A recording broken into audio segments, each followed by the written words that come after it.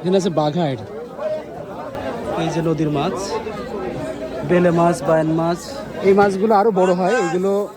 আজকে আমি এসেছি মানিকগঞ্জ জেলার শিবালয় উপজেলার জাফরগঞ্জ নামক একটি বাজারে। কাছে যেহেতু নদী রয়েছে, পদ্মা নদী রয়েছে, এই পদ্মা নদীর যে মাছ, নদীর মাছ যেটি, সেই মাছগুলো এখানে পাওয়া যায়।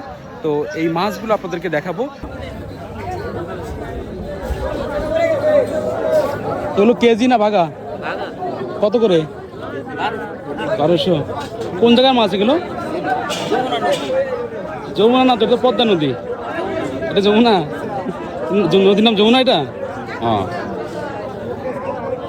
এখানে দেখতে পাচ্ছেন একদম নদীর টাটকা চিংড়ি, বেলে, বাইন, বিভিন্ন রকম মাছ রয়েছে। এই যে নদীর মাছ, বেলে মাছ, বায়ান মাছ, চিংড়ি মাছ এনেছে, এখান থেকে বেছে বেছে আলাদা করা হচ্ছে। ভাই এখানে কি মাছ এগুলো? এই যে এটা কি মাছ? বাসা মাছ। আর এটা রিটা মাছ। আচ্ছা আচ্ছা, এটা কোন নদীর মাছ এগুলো? যমুনা। মানে এই যে পদ্মা তো দূরে, পদ্মা এদিকে, আর এই যে পাশে যে নদী দেখতে পাচ্ছি এটা যমুনা না? ছোট না নদীটা? বিশাল বড়। আচ্ছা আচ্ছা, কি কি বারে বাজার বসে এখানে? সোমবার আর শুক্রবার।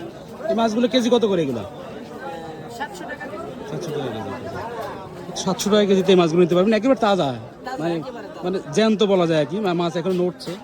এই মাছগুলো আরো বড় হয়, এগুলো 1 কেজি সাইজের হয়, কিন্তু ছোট ছোট মাছ আসলে ধরা হয়েছে, যেহেতু জালে পড়েছে সবই নিয়ে আসছে আর কি।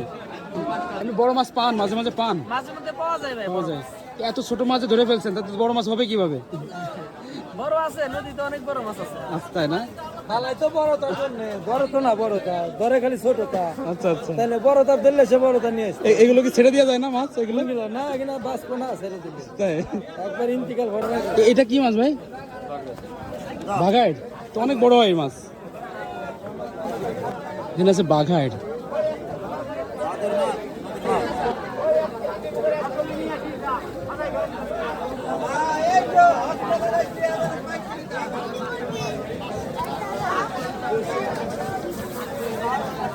এগুলো কত করে কেজি বিক্রি করেন?